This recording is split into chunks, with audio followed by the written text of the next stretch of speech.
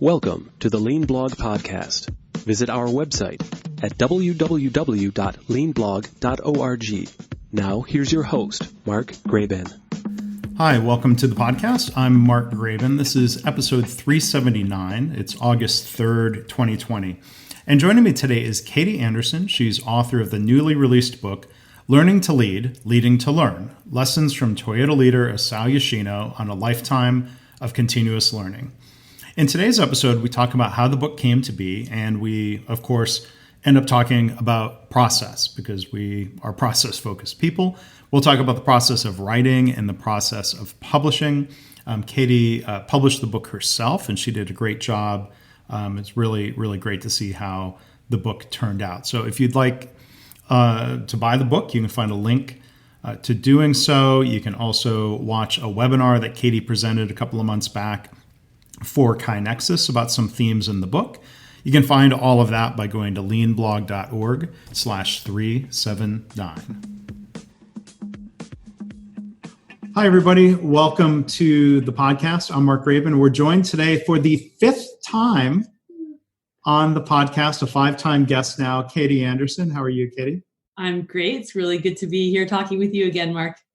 There are a few, I don't know the whole list offhand. It's not like Saturday Night Live where they get a special jacket and you have a big deal. You're in the Five-Timers Club. But welcome to that club. And I'm really excited. We're going to talk about your book, which is already out and already released. Those watching on YouTube see the book here. Keep holding it up.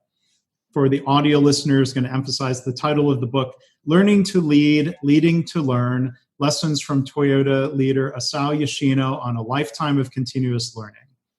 Yes. So again, congratulations on that. Thank you, Mark. I really appreciate all your support too in my book writing journey and how it all got started just 5.5 years ago. Not the book writing part, but the writing part. So it's really exciting. It was 5.5 years ago when you went to Japan. When we first moved to Japan, yes, in January of 2015. And that's when I started my blog. And you were so helpful when I was with questions about how to even get started with blogging. And that's when I met Mr. Yoshino before we moved to Japan. But we met up in Nagoya for the first time in April of 2015. And a day that I thought was going to be a once in a lifetime experience turned into a book and one of the most important relationships in my life. So who knows how life can work out sometimes. Yeah. Well, so today we're going to talk about the story of the book and what led to the book. And we're going to talk a little bit about the process of writing and publishing a book. So you've already kind of alluded to, you had that opportunity to meet Mr. Yoshino, but what's the story that led to the book? It's a really good story. Well, the meta of like even going backwards, or just the you can tell how you'd like to tell it. Sure. Yeah. So, well, the first is like, how did I even get to know this man, and who is Mr. Yoshino? He is John Shook's first boss and mentor at Toyota when John Shook was the very first non-Japanese employee of Toyota Motor Corporation when they were preparing to expand globally and getting ready to do the NUMMI facility here in California. So near me in Fremont, California with General Motors. And actually Mr. Yoshino was his boss. And how I came to know Mr. Yoshino is that I was at the Lean Coaching Summit in 2014. It was this month. So 6 years ago this month that I met Mr. Yoshino. And he was on stage with John Shook talking about their experience of being boss and mentor. And there's actually a comment that Mr. Yoshino made on stage that struck me as really profound. This is before I even got to know him, about what a leader's role is. And he was talking about his experience of being John's manager. But he said, and I'm going to paraphrase here, but this plays a big part in the book, and also how I've been approaching leadership and really what I see lean and leadership as well about. It's about leaders set the direction, leaders provide support, and they develop themselves. And if we do these three things, then we're really going to be better leaders ourselves, but also really create that better leaders and better learners in our organization. Anyway, how it gets back to starting to write the book, met Mr. Yoshino at the conference. He gave me his business card. He said, look me up when you come to Japan. Fast forward, 6-7 months. I reached out. We set a date in April, and I thought it was going to be this once in a lifetime experience. I made my husband John take the day off of work. So I'm like, you have to come to Toyota. This is going to be awesome. It was, but little did we know that then that was going to develop into this relationship. So Mr. Yoshino gave me his permission in that first meeting for me to write about our reflections from our conversations. And so that was both when I was beginning my blog, and really is the genesis of this book, because I would come back and I would write sort of key takeaways from our conversations or aha moments, and both things from Mr. Yoshino, but my own reflections of learning from that. And we continued, this became really the rhythm of our relationship. I, of course, took advantage of living so close to him and his generous offer of keep coming to visit me. So I would jump on that bullet train and go down and spend the whole day with him multiple times through the year and a half we lived in Japan. And from that, then we started to partner together around the world with my Japan study trips and giving talks in the US and in Europe. And about 2.5 years ago, he turned to me and said, well, maybe we can make a booklet from, your blog posts, and maybe, I love how you write about what I say and how you frame it. And so that would be great. And I thought, well, if we're going to I knew enough about creating a booklet that was going to be a big endeavor into itself. I'm like, no, we should do a book. If we're going to go through this, let's not make a booklet. He's got more than a pamphlet's worth. Yeah. Like this is already more than a booklet. And I first actually went back to all of my blog posts to see could I just repurpose them? But they were, they're more like blog posts, and they're sort of moments in time, some interesting content, but they'd have to be massaged into, use that content, but really create an article or something. So I thought, no, this is actually going to be more work than that. And I also knew that there was much more richness of stories, and I'd gotten glimpses of it through the 3 years already that we had been friends and spending time together. And I asked him, I said, I want to sit down and do purposeful interviews with you. And let's start at the very beginning. And it was amazing. Some of these conversations, he was remembering things that actually, they show up in the book, of stories that he hadn't thought of in decades. Mm-hmm. Like his first is what we know now called the paint experience the paint debacle in his orientation when he was a 22-year-old. When he poured the wrong paint and solvent into the container, resulting in 100 cars having to be repainted, and how his manager thanked him for making a mistake because it allowed him to make the workplace better.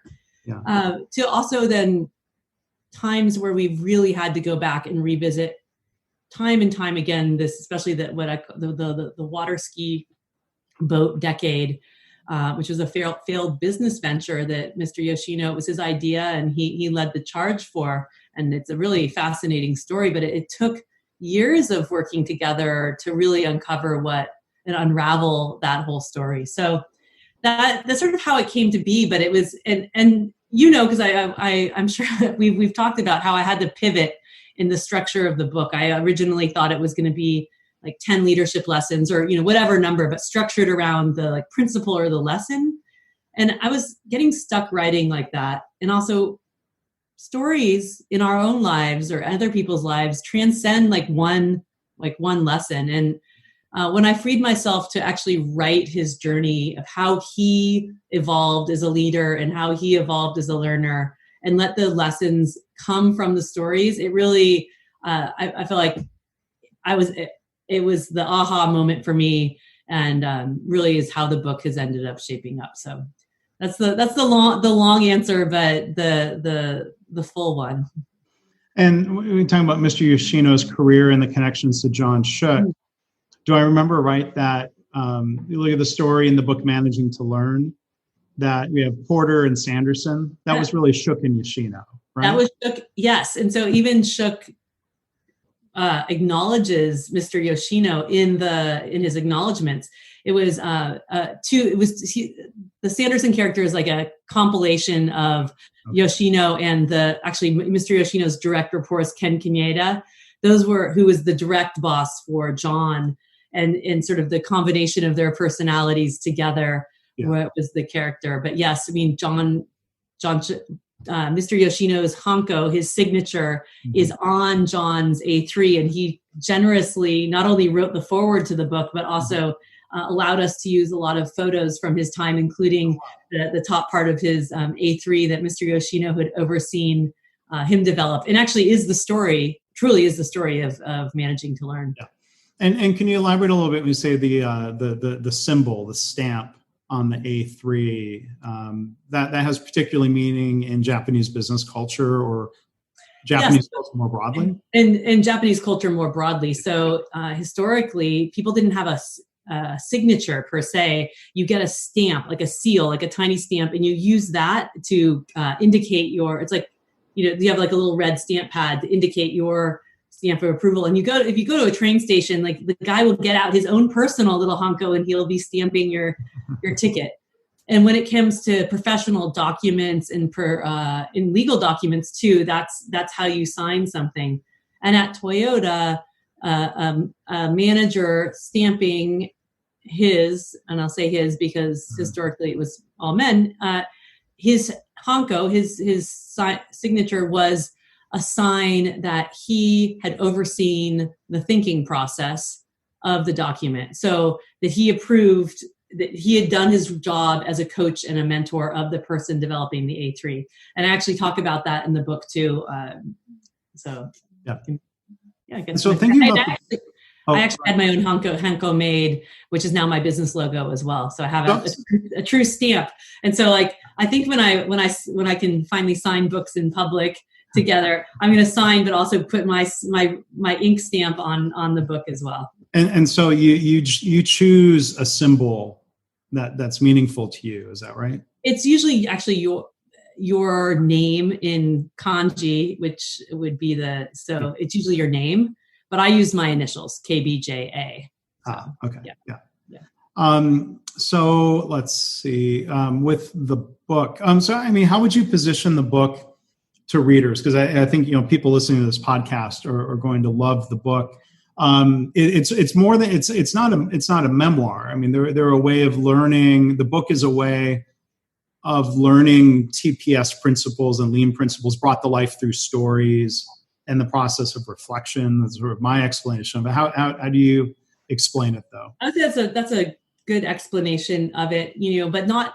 So those of us in the lean world you're going to love it because it's this insider's history and insider's learning journey at Toyota. But other people will enjoy it too, because it's a story of good leadership and how to learn and about failure and success and reflection.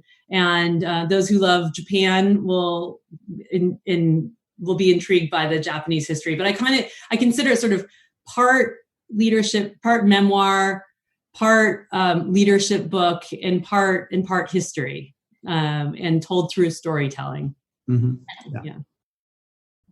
So I love process. I mean, I'm tempted to go ahead and talk about process, and we there's so much content within the book. Of course, we want people to go buy the book and check it out. It's available now in paperback and Kindle. Yes, the Kindle version. The day we're recording this, the Kindle went live. So yes, you can get it, and you can read it front to back, or you can. I wrote it so that there could be like case studies of moments in time if you're interested in jumping ahead to that as well.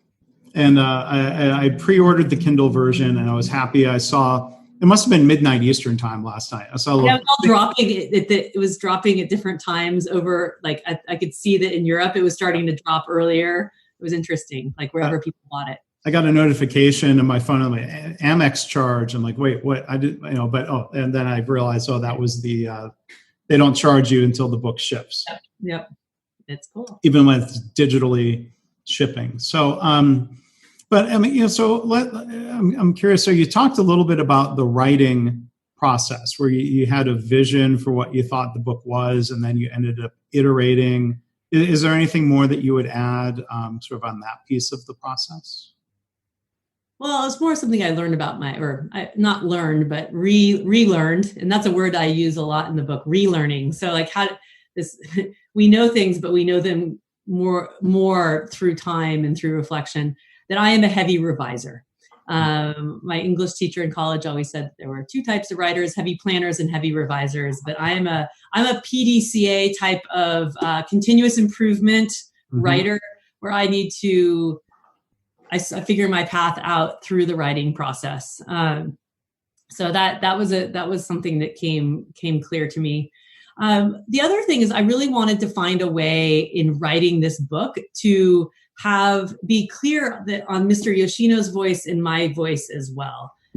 Because I wasn't approaching this as being his biographer.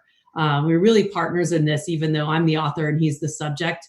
And so I've called out in the writing process of his quotes, in large text quotes in italics or in bold, to be clear on sort of the differentiation of our voice, but sort of like almost like you can hear the conversation of us, of the weaving of our own, of the conversation, the stories evolving from there. So that was sort of an interesting element as well. Yeah. And so when you're revising, now we're going to jump back to earlier parts of the process, but when you get ready then to say at some point, all right, book is done. It's different than when you have a traditional publisher. They would have a deadline and they expect maybe that you're going to miss the deadline. At least that's what I've been told. They expect authors are going to be late. But you have this submission and you throw it over the wall to them. And, but when you are not just author, but publisher, like how do you decide to finally say, okay, yeah, it's done? Yeah. You set commitments, but you could push the commitment or no, there's a certain point where the book needs to be done. And like I say in the book, like learning is never perfect and it's never complete. And I would say the same thing about a book. A book is never perfect and it's never complete. And at some point you have to say it's a point in time. I mean, up until weeks ago, when Mr. Yoshino and I would talk, because we talk almost every week, he would have like this other gem that he would say, or he's like, oh, I remembered something more. And I'm like, no, time out. We can write some more blog posts, or maybe we'll do the follow-up booklet, or where you can sign up for the newsletter or the special access that comes out of the book. I have a web page for readers so they can come and get sort of supplemental things. But I said, it could be never ending and never get out. And also there's this Japanese concept called wabi-sabi, and it's about appreciating the transience of the things we create in relishing and embracing imperfection. And so I have had to I've had to embrace the concept of wabi-sabi, knowing that there are always going to be some imperfection. In fact, there've been a few typos we've caught, and a few, like one person's endorsement didn't make it in at the final, and I didn't notice that, But the nice thing about using a publishing platform that's more print on demand is now I don't have, 5,000 copies of the book with some errors sitting in it. In a few weeks, I'll do a refresh rev. So if you do catch a typo or something, you can collect them and send them to me, and then they'll help make the refresh. But wabi-sabi is going to be part of this. And also, Karen Martin and I were talking about writing books, and she's like, your thinking is always going to continue to evolve. And so you have to just be okay with that. This is where your thinking was at that moment in time. And that it's okay to continue as you're talking about the book and exploring other ideas. Your thinking will evolve too. And so to get to your point, we declared July 15th as the publishing date, and by golly, I was going to meet that date. And so, we'd had some challenges given publishing in a pandemic, and I had a moment of crisis, well, many moments of crisis, but as it related to the book in March, like Shook had already written his foreword, like, oh my gosh, do I move forward? Do I keep publishing? What to do? But I took a pause and then regrouped and thought, this book needs to get out. Me holding on to it for like the perfect time also wasn't right. This book is about failure. It's about learning. It's about perseverance. And, this is my opportunity. And unfortunately, the book tours that Mr. Yoshino and I had planned aren't going to be able to happen now. But I'm so excited that everyone can be poll based. You can get the book when you're ready for it. And I'm not the the rate limiter anymore. Yeah. And you talk about, defects in a book that is shipped. Same was true with Measures of Success, which I self-published, worked with contractors similar to the way you did. But you could look at, the first edition of Lean Hospitals that went through a publisher had a typo on page 1. And the typo was not in the manuscript that I had submitted. Somehow the typo, spelling error got introduced along the way. But even a really major publisher, Jeff Liker's book, The Toyota Way, had a typo on page 1. Yeah. So, so you think of when editing is very much a sort of as authors, we're trying to write in quality, but there's also this inspection process of editors and proofreaders, and stuff slips through. And I could think people get fatigued. Like page 1, whoever's reading page 1, you'd think would be fresh, but it goes to show how difficult it is, I think, to publish. Well, also, I think how things change, the typesetting gets moved around at the last minute. Like for one of our colleagues, one of the letters on his attribution got cut off, and that wasn't from me. That was from when they were moving things around, and no one's fault. No, but there's a certain point when you stop looking at this is a 350-page book. I read it through many times, but there's a certain point where other people are still moving things around, and everyone's trying to do their best to catch things. But to err is human, and it's a very human thing. I also found it interesting. I had a professional proofreader. I had my editor. I had me, Mr. Yoshino, and we were all reading it, proofreading it, but we all caught different things. Mm-hmm. Some things we all caught, but most of them only maybe 1 or 2 people caught. And so it really showed that it's like the Swiss cheese effect. It's like, And your eyes and your brain play tricks on you when you're reading something. You sometimes read what you expect to see coming instead of what's actually. Yeah. And also, I've read this thing so many times. I love how it looks, but I don't want to read it for a long time. Yeah. So there's probably people in the audience who are thinking they've got a book in their head, and most people do. It's a matter of whether they move forward with it or not. And one of the questions that comes up, it gets posed to me, and I'm curious to hear your thought process of deciding to go with a publisher versus managing it and publishing it yourself. How you made that decision? Yeah, and thanks. You were helpful when I was exploring those different options as well. I mean, I remember sitting down with you. I think it was 2 years ago when it was like June when we were at the Catalysis Lean Healthcare Summit in Chicago. Yeah. I remember we were having a drink outside. Before both of us went at a restaurant. Yeah. And I was picking your brain about the writing process, because it was that time that I'd started to do some of the interviews with Mr. Yoshino. And I decided early on that I was likely going to self-publish. I didn't have a clear, so what I learned about the traditional publishing world is you really almost had to have your manuscript done, and then you shop the manuscript around, and then you might wait another 1.5 years before it's published. And I was like, oh my God, this seems crazy. I also was like, I went back to start with purpose. So what is my purpose for writing this book?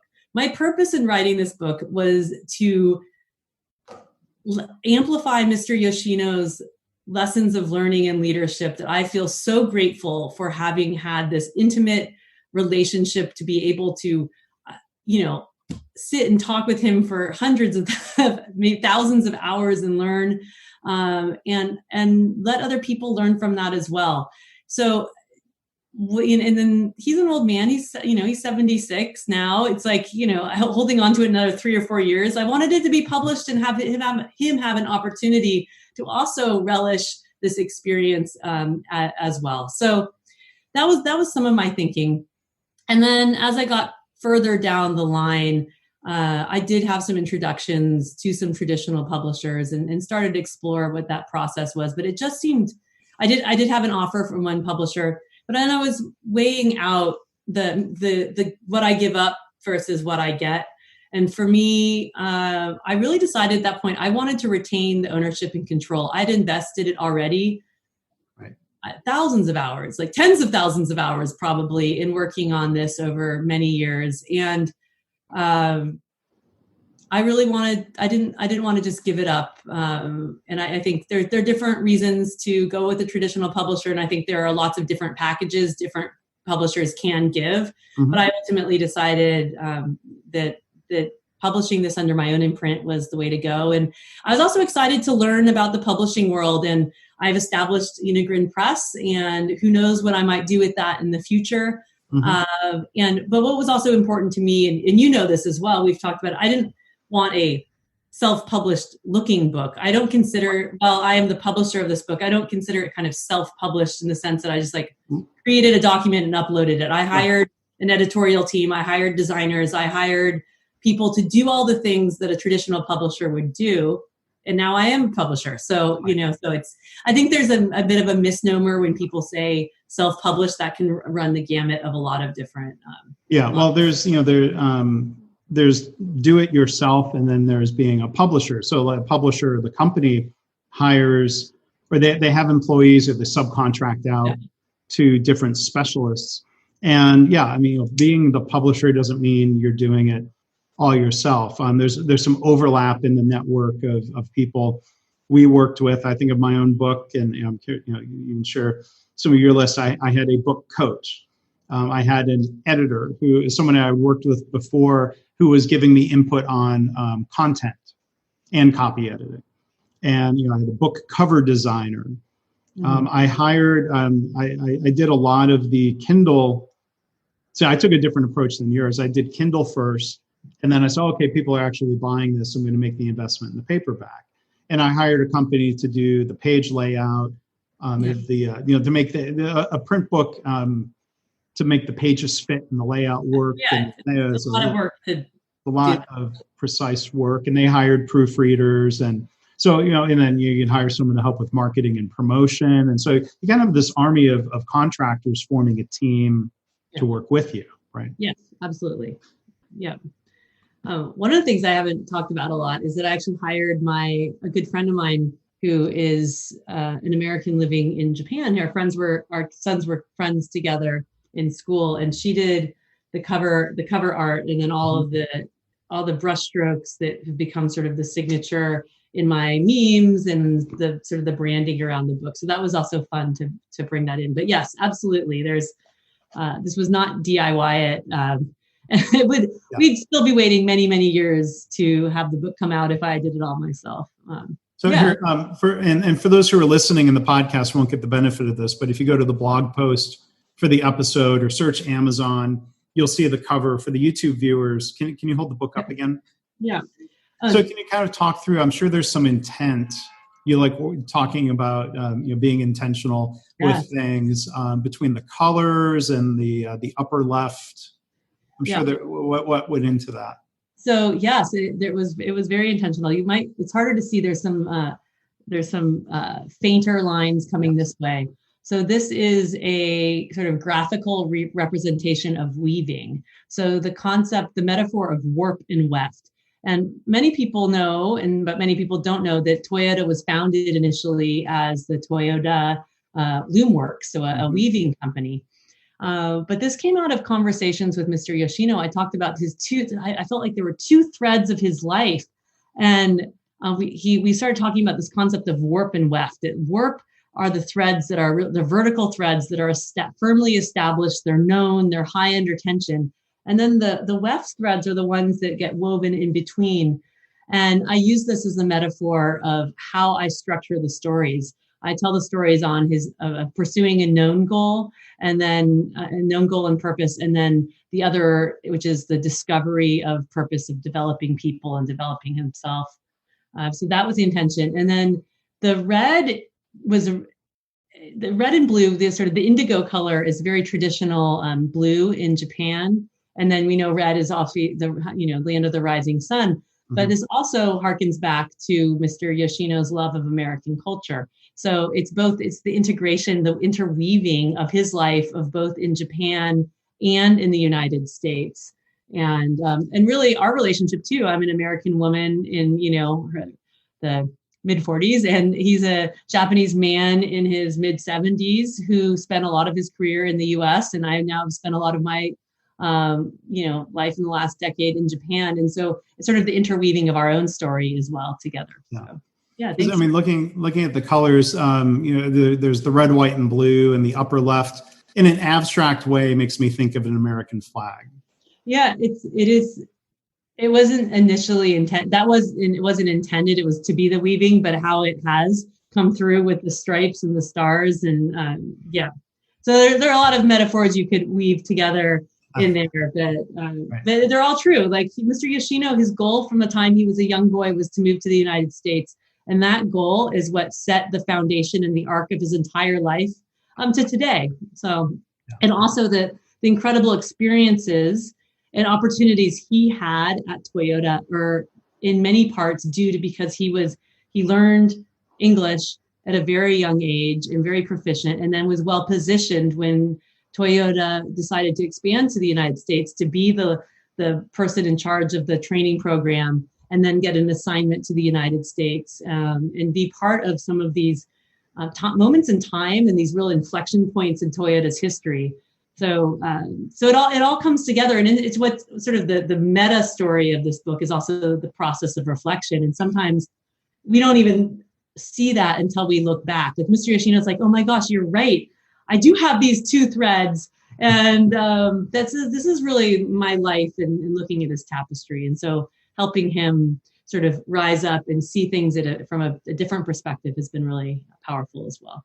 Yeah, well, it's really sounds like it's been a great partnership, and I think it's really special product that has come out of that partnership and that relationship. And I'm sure those meetings, you were building trust, and he felt safe and confident to kind of open up about some of these reflections, and it's good that you were able to help get that documented and shared. Yeah, absolutely. Thank you. And I think it's these are important stories. And so I'm honored to be able to contribute to the sort of the lean literature this way and to help. And there are some stories and experiences that he did not want in the book, which I understand, but he's also very open to talking about them in person. So he just didn't want them in a book because some people are still living. So you'll have as a little teaser for come hear us speak. Okay. And hopefully things will start recovering, and those opportunities will become available, or there will be virtual opportunities. And, so as we wrap up here, unfortunately, we are a little short on time, but I'm glad we were able to talk about the book, which I really do like and recommend, and to talk about the process. Our guest has been Katie Anderson. And again, the book is Learning to Lead, Leading to Learn. You can find it now on Amazon, and it is available pretty much worldwide. Is that?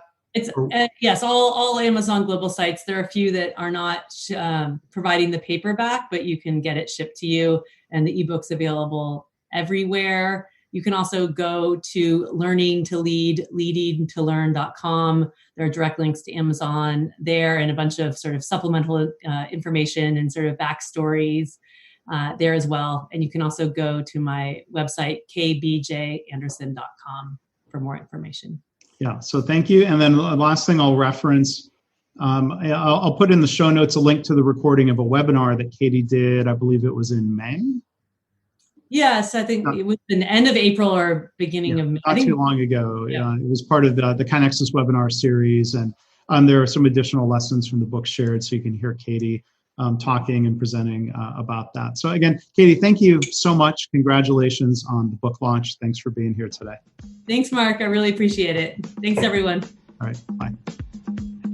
Thanks for listening. This has been the Lean Blog Podcast. For lean news and commentary updated daily, visit www.leanblog.org. If you have any questions or comments about this podcast, email Mark at leanpodcast@gmail.com.